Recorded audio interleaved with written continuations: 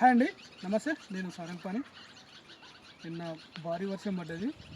కాకపోతే ఈరోజు కలుపుదిద్దాం అనుకున్నా కానీ ఇంత టైం లేదు. అసలే రాఖీ పౌర్ణమి. సరే, ఏదేమైనా కొన్ని ఇలా మాత్రము మేము లేకపోయేసరికి ఆ సొరకాయలు మొత్తం సొరతీగ మొత్తం ఏదో పశువులు వచ్చేసి మొత్తం తెంపేసినాయి.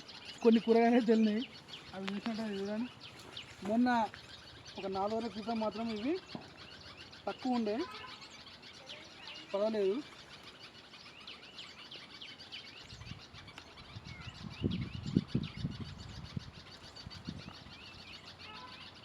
ఇవి కొన్ని తీసుకున్నాము. కానీ చూస్తే తెంపిన కొన్ని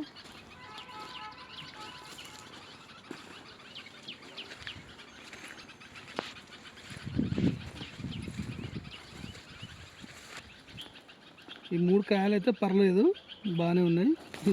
గోర్జికుడు ఇవి ఒకటి, బాహుబలి వైట్ సొర.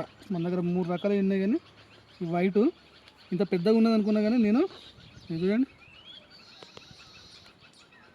ఇస్తే మనకు ఈ విధంగా ఉన్నదంటే బాగున్నట్టు. కాకర విషయానికి వస్తే అన్నీ పండుగ బారి అంత కొన్ని కాయలు అయితే డ్యామేజ్ అయిపోయినాయి.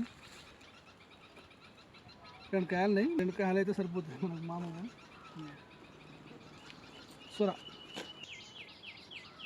యాసం కాసేది ఇది వైట్, ఇది వైటే. ఈ కూరగాయలు ప్రస్తుతానికి అయితే వెళ్ళాయి.